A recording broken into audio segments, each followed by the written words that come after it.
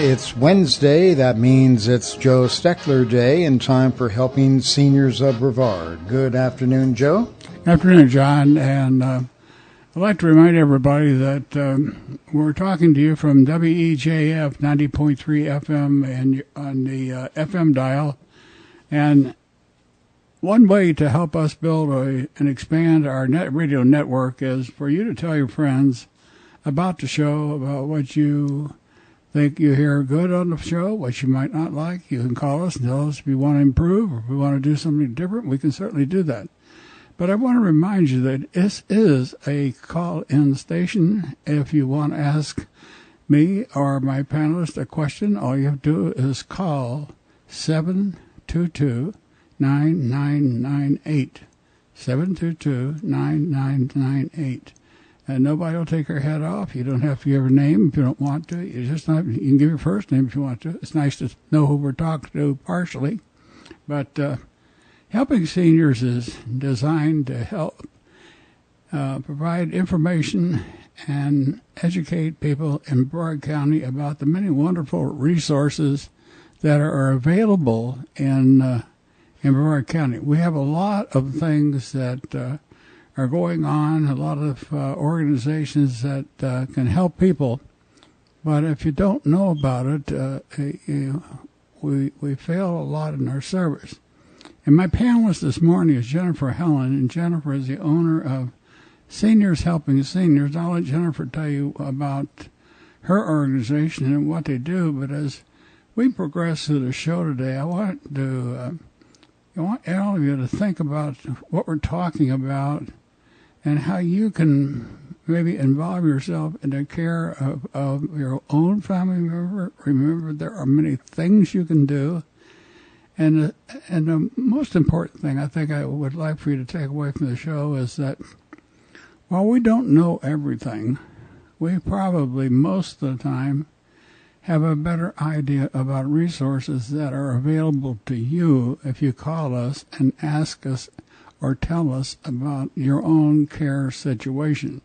And I find that when I talk to people and they call me, invariably you'll call for one reason and I'll pick up on something that they say, and we find out about a problem that is sometimes often more serious, but it's a problem that while we might not be able to completely fix it, we can do some partial adjusting to make it easier. So I find that in my own line of work. Jennifer, go ahead and tell our listeners about Seniors Helping Seniors and maybe talk about what I'm talking about, how you find in your own organization how you can help other people.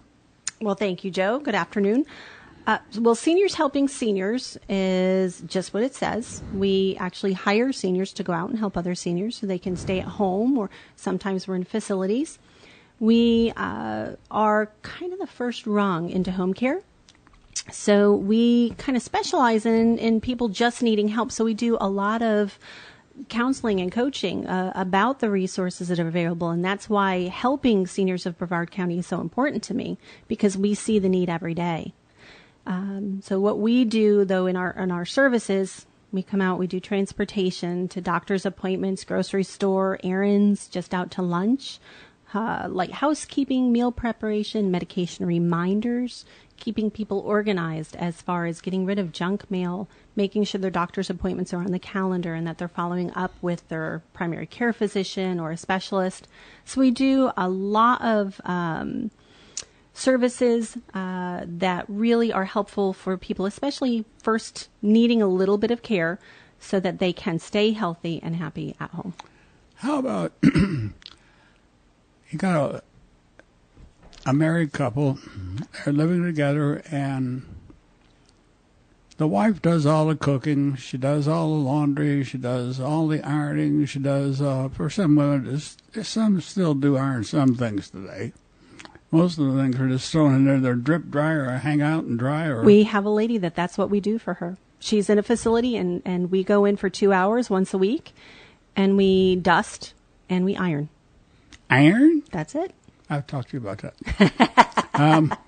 I got a lot of shirts hanging in my closet to get ironed.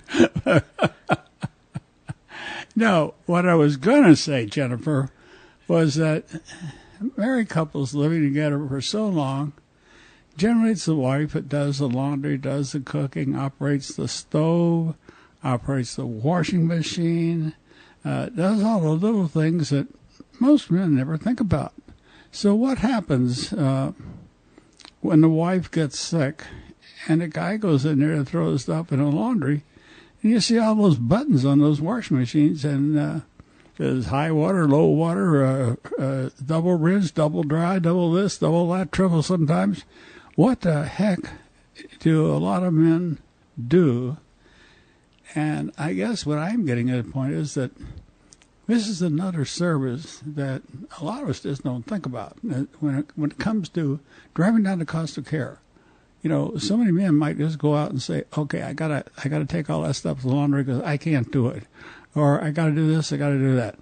First of all, it takes them away from the care of their wife. It takes them and causes them to spend time on things that it could easily double or triple the cost. There are a lot of things the guy could do about learning how to use a microwave. You can use the utensils that you can cook safely in a microwave with. There are many ways that you can prepare meals that might be easier for the one that's the ones being cared for, meals that are more healthy for them. There are just a lot of things that if you go in and your worker can see what the caregiver is doing and can advise them maybe on better ways to do these things. Absolutely. And I think that's really important. And what we see a lot is that the spouse will, make up for the other spouse. They will step in and they'll do a lot of those things, and they take on so much that they become overwhelmed. They start missing their own doctor's appointments. They don't get out, so they don't take care of themselves. And then what happens when that person gets sick? And then it's a crisis situation. So I would rather have people come get a little bit of help initially so that we can keep that person healthy and help them be able to care for the sick spouse. I just talked to a good friend's dad this week, and his wife has gotten ill. She's been in the hospital. She's now home, but he's with her 24/7, and he's missing a lot of the activities that he used to attend on a weekly basis. It's important for him, whether it's through us, family, friends, it's important for him to go out and to stay active himself and to take care of himself so that he can be a good caregiver to his wife. Yeah. Thank you. Talking about, there have been so many shows that I've listened to lately. I've been getting a lot of phone calls on reverse mortgages. And I had a call, several months ago, when I'm answering the phone for helping seniors, and I had this call from this woman, and she was just really distraught. And what had happened was that she had failed to pay the insurance on the home, and what it had done was negated the binders on the reverse mortgage to the point where the house was going to go into foreclosure. I think we sent that one over to you. You did? Mm-hmm. Thanks. Sorry. Well, what I was going to say was that the woman, I believe she had a form of dementia. I really do. I think she just really didn't remember where she was getting in. And what she was doing was she's putting all the stuff that came in a box. And she just didn't pay attention to what she was supposed to do. Her son, I think, if I remember the story correctly, her son had some medical problems. I think that's the same, yeah. I think that's the same one. Okay. But the long and short of it was that if the son had a better idea about what his mother needed to do, what was supposed to happen, and we're talking about affairs in a house, that there's so many different ways to get yourself in trouble if you don't pay your bills. And you don't pay attention. Right. Especially credit card bills. They went with 28% interest rates on credit cards. If somebody misses a payment on and with the average credit card debt on folks in the United States. Now, average across the entire United States, the last time I checked, was a little over $7,000 per person in the United States. That is a lot of debt, but it's a lot of interest, and it's a lot of money for the banks or the corporations that hold those credit cards. When you're making 28% on something, you're making a lot of money, and that money could be doing what you and I are talking about today, doing a better job of enabling caregivers to care for their patient or care for themselves. Absolutely. And when we talk about money and clients, that's something where I like to bring a third party in, because I don't want to be in charge of money. I think it's better for the family to be involved and to have, a lot of times here in Florida, parents have retired down here, but the kids are still up in New York or Pennsylvania. Having online access to be able to go in and look to see how mom and dad are doing with the bills. If anything ever happens, they'll need that access to be able to monitor, to pay bills for them. And it's got to be someone, it's got to be a child that they know, trust, will take care of business properly. But having a third party being involved is a very good thing. That's how we found out that my uncle had dementia. He forgot to pay his bill. He had his phone turned off. That was the first true sign that we knew something was wrong, is when they turned the phone off. Yeah. And it comes to find out he was not paying his bills correctly. And that was really our first clue into the fact that things were really going south quickly. As a business, do you, in the service that you provide to homes, do you help people organize their bills and things like that? Do you do that? We help organize. This is something that you need to pay. This is something that you need to trash. We are always on the lookout for scams. So many, I know even my mom, when I check her mail when she's on vacation, she gets so many organizations asking for money, and there's no way that she could give to every single organization. They need to pick one or two. I keep telling her to give to us. I tell her all the time to give to us. I said, throw all that other stuff away, Rose. You know where your money's supposed to go. There you go. Well, yeah. Pick one or two and ignore the rest. And that's really hard for some seniors to do. And that's one thing that, all of their money that could be going for their care, for their benefit, is going right out the door for all of these different organizations. And the kids will come and say, oh my gosh, mom spent $10,000 last year to charities that we're not even sure are actual real charities. So we like to monitor that. And if we have suspicions that there's money going out the door that shouldn't be, we get that third party involved, the kids or maybe a case manager that can come in and say, oh yeah, we need to tighten this up a little bit. Yeah. 40 years ago, 50 years ago, we didn't get as many solicitations at our house as we got today. But my father, he truly loved to give to charities. And Mom always complained about it, said, oh, you can't give to everybody. She said, we have to take care of ourselves. They were not wealthy or anything like that. They were average people, and they managed their money. But Dad had a tendency to really like to play golf and to give it to charities. But you're right. There are so many people who give to bogus charities. We don't pay attention, and that's why an organization like yours going into home, you can help advise these people that are borderline as to whether they've got it all together in one sock, as we used to call it. They are still able to take care of themselves, but they may not really be as concerned about money as they should be. Right. And I know I see that in the phone calls I get, and I'm sure you do the same thing. Well, and I think as you get older, I see it in my own family that you don't handle things as well. Things stress you out maybe a little bit more. I know, and I'll pick on my mom a little bit.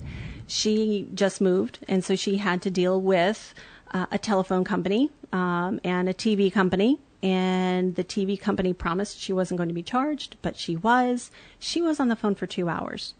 And it took multiple phone calls to get the situation resolved. And she said, what do seniors do when this happens? She said, probably people would have just paid the bill to get it done with. And it wasn't right. And she really had to be tenacious, and she really had to go after him. And it really stressed her out. And if you have some hearing loss, trying to deal with people over the phone and getting switched to one person to the other, it's a nightmare. That's a lot to deal with. And so that's one of the things that we do try to help with. If we have to, if the TV's not working, we'll help call Bright House and get the situation resolved so that they can watch their favorite program at night. Yeah, I know as the information specialist right now, acting for the helping seniors, I most of my callers speak in Russian. Russian? Yeah, I can understand them. So I assume it's Russian.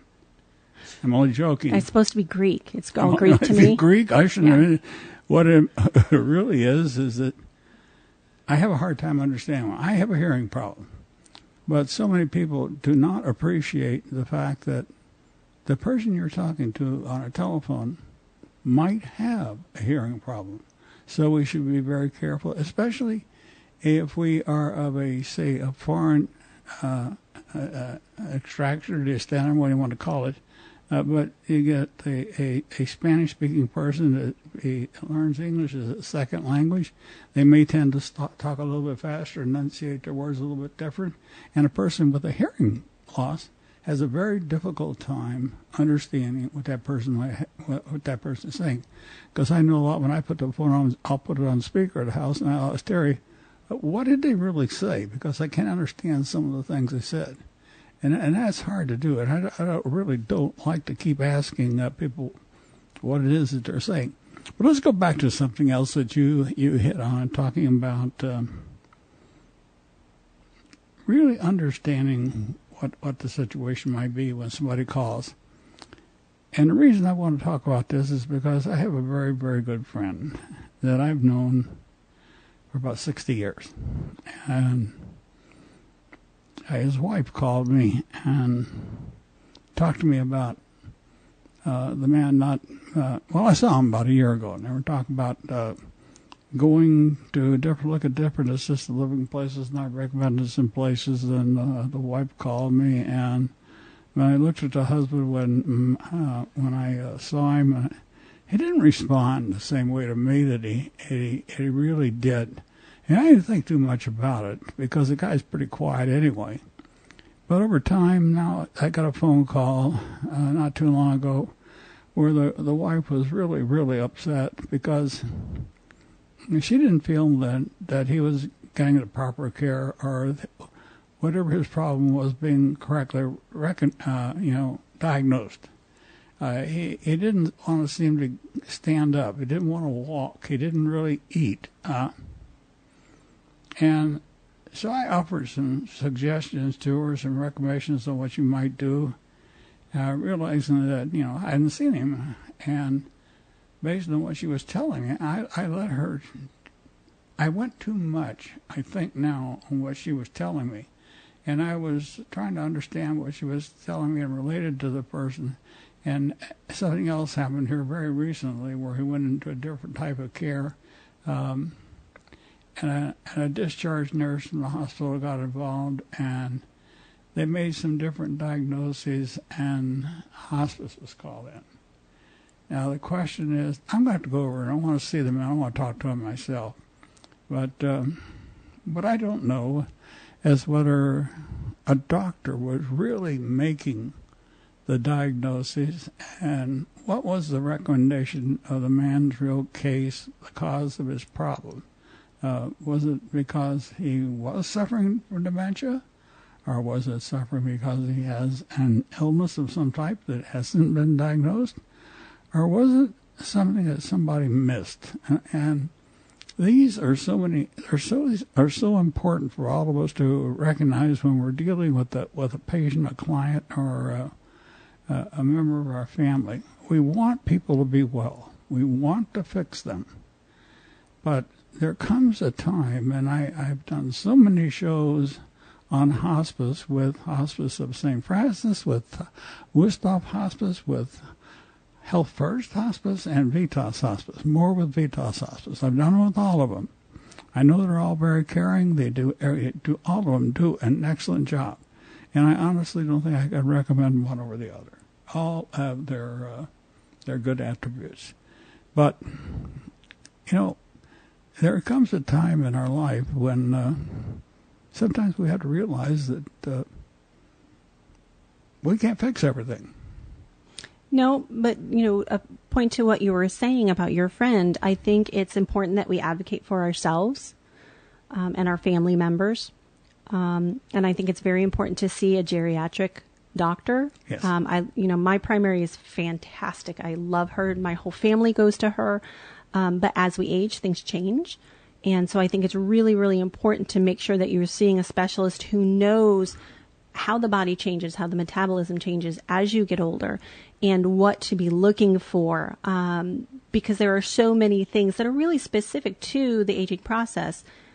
It may not be dementia. There might be a vitamin deficiency. There might be a lot of other things. And rather than play around with that, I want people to go to see a specific geriatric doctor who specializes in these things. And I want people to be proactive. And if they think it's dementia, not to ignore it, to go, to be tested, at least have a baseline. I've made my whole family go. Go have a baseline, see what's going on. If something down the road happens, we've got a baseline to go off of. There could be, there's so many people. I'm amazed. We're the Sunshine State.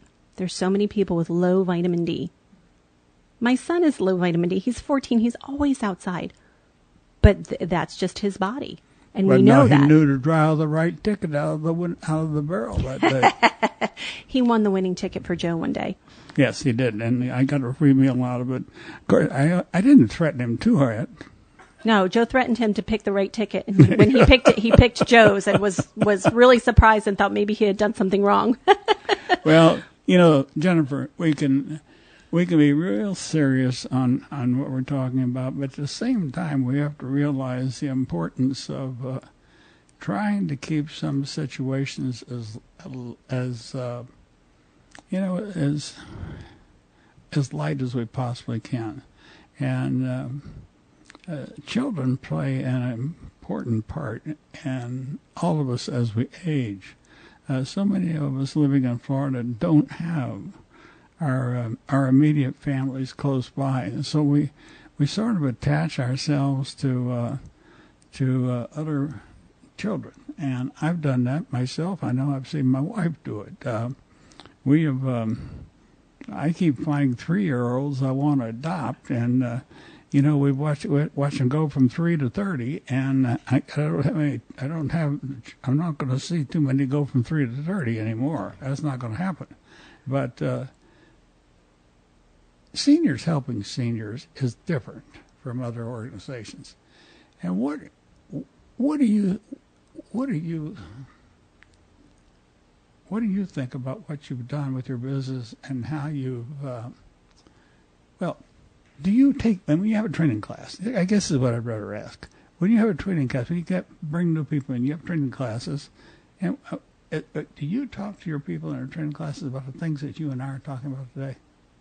Oh, absolutely. We have an orientation that we take everyone through, and we talk about one of the things that we stress is how important it is for us to care for our seniors with the utmost dignity and respect, and that we are there to help them stay independent. And that's going to look different for every single person. And we really try to match our people so that when that person comes in, there's some type of common bond, whether it's the hobbies, where they're from originally. So there's a little bit more comfort level with them coming in, and really providing specific individualized care for that person, whether it be meals that are healthy and easier for that single person to make, making sure that they are getting out and being social. And if it's something that we think family members may need to know, or maybe that customer is better served in a different circumstance, we're very honest about it. This is what we think is going to be best for you. And we'll talk about those options, and we're not afraid to have honest conversations, but we want to make the senior the driving force. That's a good point, because if the caregiver lets the patient override what they're trying to do, especially if they're a strong-willed patient. A strong-willed patient can often cause a caregiver to do the wrong thing. Well, there's definitely a balance. There's, Yes. Definitely we have to kind of play both sides of it sometimes. Yeah. We're just about to mid-show break point, folks. Stay with us because I want to talk about some other things that Jennifer does, how we can pay for their services, talk about understanding how clients can improve their own home conditions. But there's so many things that you need to think about, and we're going to try to hit on some of those on the second part of the show. So stay with us. Wednesday, it's Joe Steckler Day, and that means it's time for Helping Seniors of Brevard to continue. And here's your host, Joe Steckler. Thank you, John, and welcome back to the second part of Seniors Helping Seniors. And Seniors Helping Seniors. No, that's my guest. That's me. That's her. That's Jennifer. She's Seniors Helping Seniors. We're helping seniors. We're both helping seniors. We're both helping seniors. You know, that's the beauty about talk radio. It can confuse people to the extent you just don't realize how much you can confuse people. It's really bad. I'm looking through a window, folks, at John Harper and Jim Vautreau, who, they sort of wave to us through the window, and they try to confuse us. And then when I get a panelist like Jennifer, I get distracted by her, and then these two guys on the other side of the glass. No, I get confused.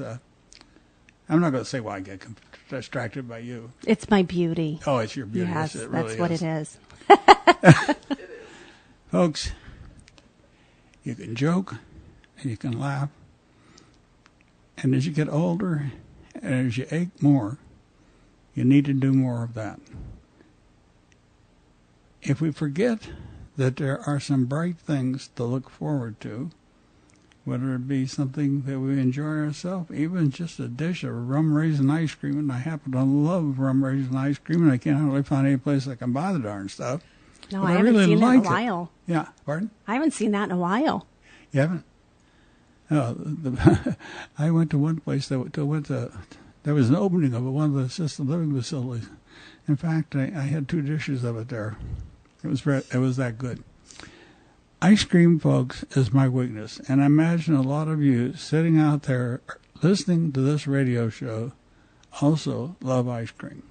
But I have a problem with my legs, with fibromyalgia. I have lost 15 pounds. I need to take 15 pounds more off because that extra weight that I'm carrying on my body puts an extra load on my knees, and it hurts like blazes. And I'm sure a lot of you listening to this show today probably have the same problem. So one of the reasons that we do these radio shows and talk about all these things and talk about them in different ways is to make people realize, or help you realize, not make you, help you realize, that there are things that we can do for ourselves. You know, so many people say, I can't afford the cost of care because I live on a fixed income.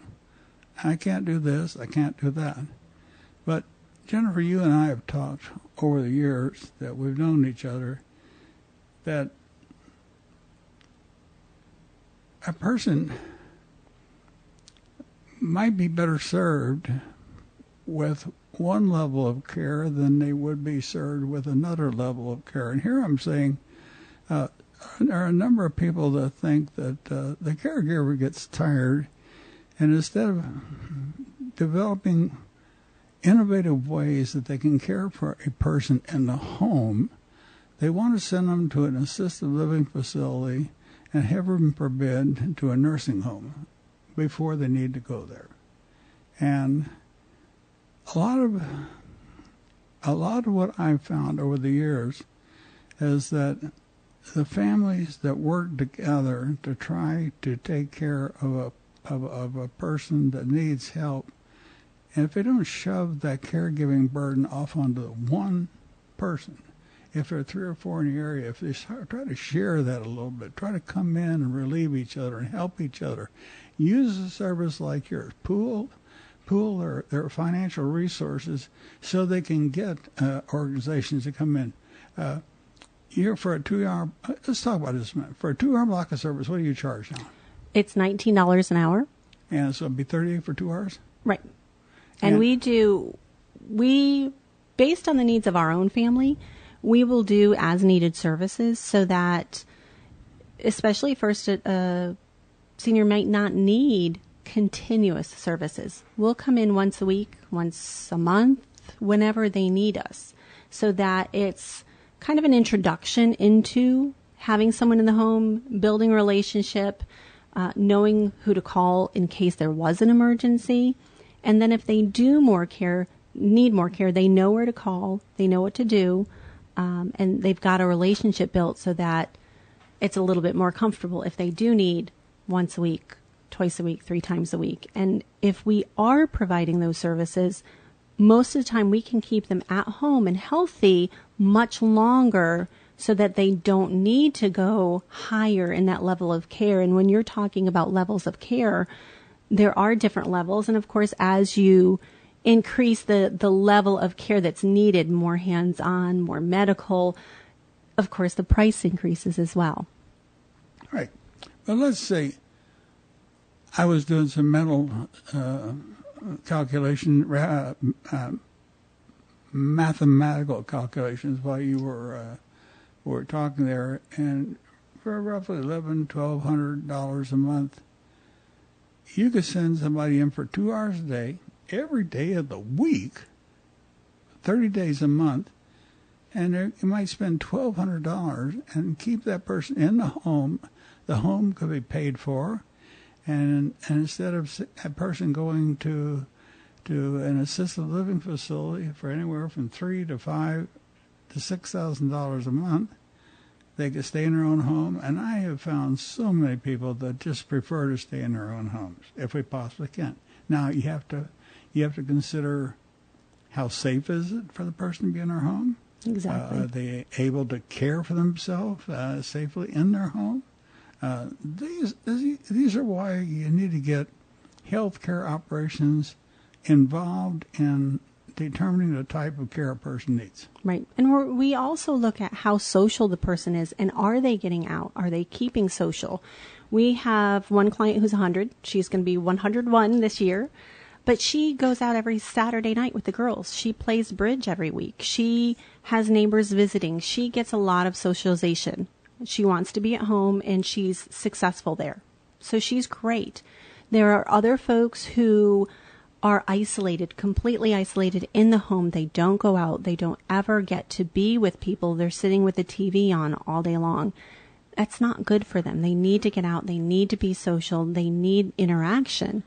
There are times when, based solely on that, I'll suggest go look at an assisted living facility to see it's not what people think it was 20 years ago. They've changed dramatically. Go look, take a look, go for lunch, and see if that would be a good fit, because I see some people really open up and thrive in a situation like that. And if they can afford it and it's a better fit for them, then that's what's right for the client. Okay. Let's talk. I had a couple of specific questions, and one of them had to do with what are the different types of home care licensed to do. For instance, what can you do to explain to our listeners what you're licensed to do and how we go up to different levels of care? Because there's a care like you give, and then there's ones that explain levels. So we are a homemaker companion care, and the licensing is through the Agency for Healthcare Administration, or lovingly known as AHCA, who oversees all of us in this industry. So we do homemaker companion. It is non-medical. We don't do any of that hands-on personal care. So a lot of people will shower while we're there because we're a person in the house, but we can't shampoo their hair or wash their back for them. The next level up of home care, that to be able to provide that personal care in the shower, being able to dress them. From there, you go up again into some skilled care so that you can provide some additional specialties. For instance, diabetics who need help with their injections. An RN is the one that needs to come out and do the medications. So as you go up in that skilled care, there are other professionals that you need to bring in.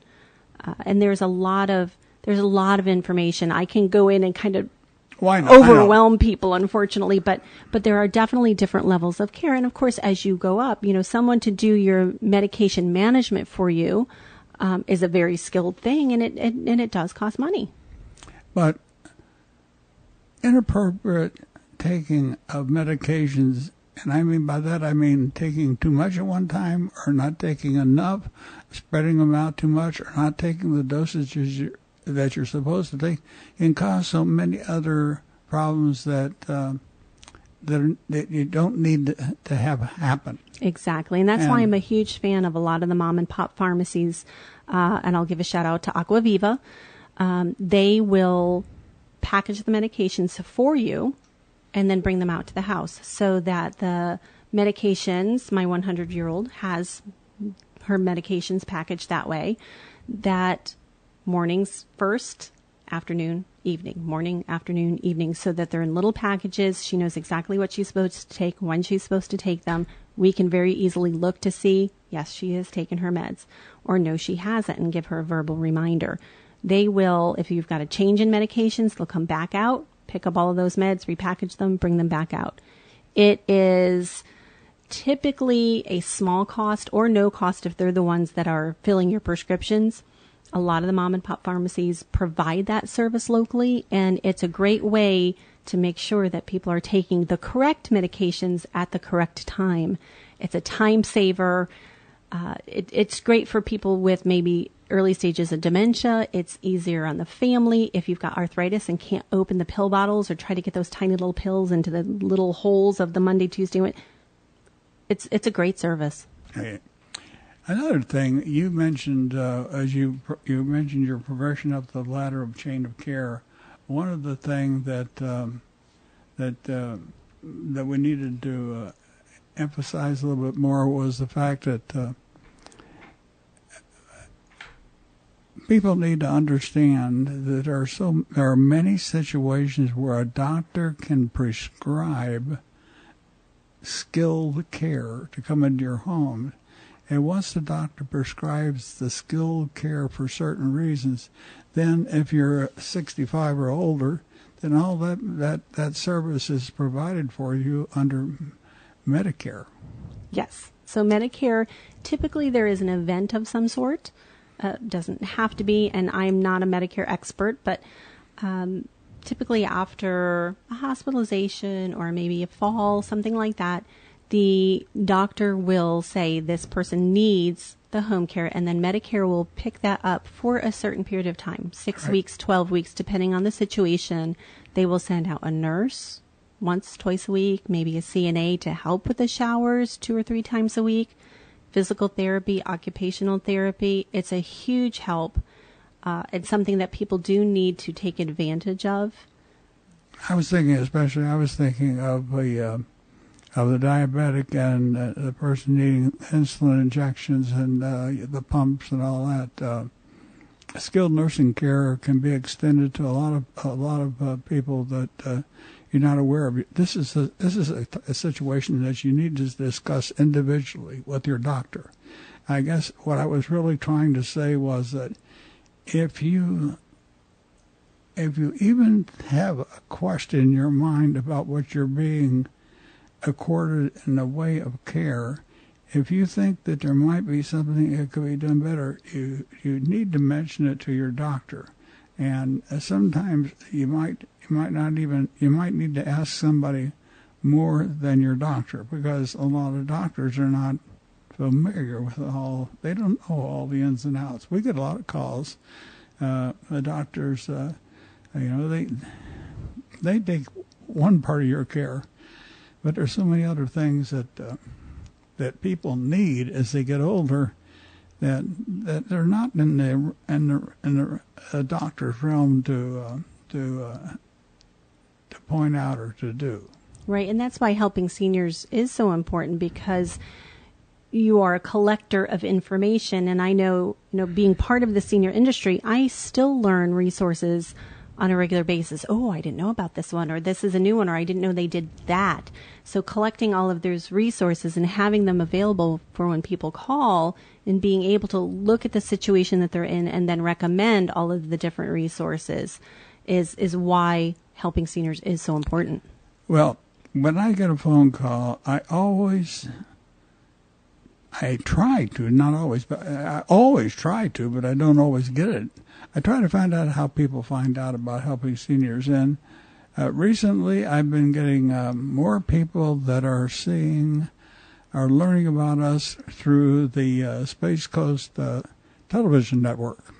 Radio is a different thing. So many people don't have a doggone radio in their homes anymore, but they listen to the radio they're driving on their car. I remember one time I was doing the old show earlier at 9 a.m. in the morning, and I had a call from a trucker down in Port St. Lucie, and he was listening to the radio show and started asking questions. Another time, I got a call from Daytona Beach, and we don't know when the people are going to have a need for service. But one thing for sure, and I keep forgetting to give it out as much as I needed to, and I want to do it again. The phone number here is 722-9998 if you have a question. And I'm always here for a second after the show. If you're afraid to call on while we're on the air, you can call after the show, and that's 722-9998. So it's important that we think about all these things. If you had one thing to add about phone numbers and things, I guess I'm talking about us, and I got you as my panelist. How do people get? I'll say it. The phone number for Seniors Helping Seniors is 722-2999. Good job, Joe. Yes, it is. That shows my memory is very good. You're doing well. Most of the time I do well. Most of the time. Seriously, folks, that's one thing that God blessed me with, was a fairly decent memory. And I remember so many phone numbers that I probably could forget. I still remember the serial number on my rifle when I was in the Kentucky National Guard. It was 2317556. That was that. And my serial number when I was enlisted in the Navy 7 years ago was not 70, 66 years ago. I don't want to pass it too quick. It was 3341038. Do you remember your first phone number? My first phone number? God. Do you remember Terry's when you used to date her? Ooh. Be careful, Joe. John, go back and hide. Go back and hide there. Well, I try to remember important phone numbers, Well, I was leaving her house and I was dating her one night. I turned the wrong way on the road, and it turned out that later her brother called her and he said some nut almost ran me over, and it turned out it was me. I almost turned right into his headlights. It was a 4-lane road. I didn't realize it. I thought it was 2-lane, but it was 4. You got to pay attention, folks, to everything you do. One specific question I had: how does one pay for Seniors Helping Senior Services? So typically it is private pay. Okay. I would say out of our base of clients, 50% is the senior paying for it for themselves, and then 50% is the kids paying for it. We do take long-term care insurance, and we are contracted with one Medicaid company. So Medicaid will cover care services through their long-term care program. It's something that I tell people, if you think you're going to need it, get on the waiting list, because unfortunately there is one. They are working on that. We'll see what this new governor does with it, but there is a Medicaid version of a long-term care, managed care program run by different private companies in the state and in our area, in our district. And it is important to find out that information. DCF helps do the assessments. There are obviously monetary constraints because it is a Medicaid program. It is available to people, but check it out right away because there is a waiting list. There's another thing that I would add to that there is a way for people to contract for services to care, like a caregiver can go to an attorney and he can get a contract done that will enable them to be reimbursed for the services they provide to their family member that can be used on taxes. Elder attorneys are awesome at that and making sure that you've dotted your I's, crossed your T's. Highly recommend families talk to elder attorneys, make sure that the paperwork is in place, but also do that estate planning part of it so that the spouse who is the caregiver has money to take care of themselves as well as being able to take care of the spouse that is sick. Exactly and right. There are rules and regulations and look-back periods and contracting with an elder attorney to make sure that all of that is looked at and put into place, again, before things happen. Because there are look-back periods, so you've got to be able to, you've got to be proactive about it. Exactly right. A good attorney can save you an awful lot of money. Conversely, a bad attorney can cost you a lot of money. And that's why you want to go to specifically, again, an elder attorney who knows the ins and outs of all of that. Yeah. So many claim to be elder law attorneys, but you can go on the internet, you can check their credentials, and you can find out who really does what. There are ways to check it out, and I have always had a very strong belief that attorneys that charge for consultations when a person is trying to find out what to do, and an attorney says, well, I'll take that and I'll take it off your first bill. You got to be real careful about getting attorneys that start charging you by the hour. Most of the time, you can do what you want to do and get it tied up in a package deal. And the reason I say that is because I honestly have been guilty of doing what I shouldn't do and let an attorney charge me by the hour, and it was a mistake. But I didn't suffer too badly for it because I realized what I'd gotten myself into and got it out of it. But so many senior people are afraid to ask the questions. They're afraid to fight for their rights. They're afraid to go to somebody and say, I made a mistake. And that's exactly what you're saying.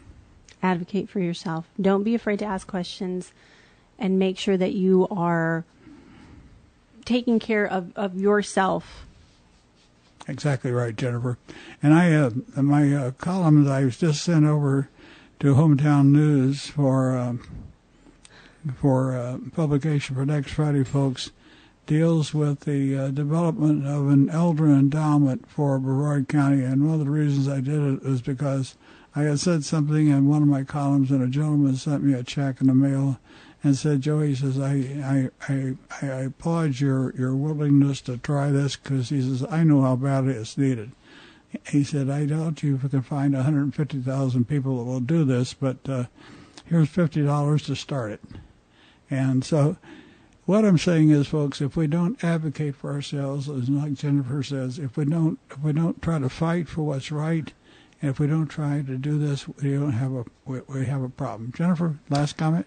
Real quick, before we go, March, there's going to be a big push for the Vial of Life.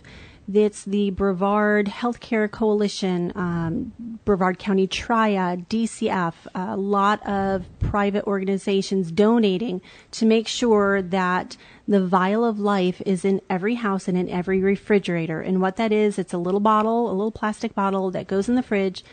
Inside is a piece of paper with all of your medical information on it. And it's really helpful for seniors, but not only seniors, single people living alone, people with kids. My guys are 14 and 19. If I'm gone and there's an emergency, what needs to be done, what medications, allergies, things like that. There's going to be a big push in March for the Vial of Life, and be looking for that. Different senior centers are going to be pushing these out. We don't want them to go out and sit. We want you to fill it out, get that information on there so that you can protect yourself. And you're going to help them fill it out. Yes. You're going to help them fill it out. And folks, it's really important because paramedics are going to be trained more to, if there's an emergency in a home, to go to the refrigerator to check to see if somebody does have the Vial of Life.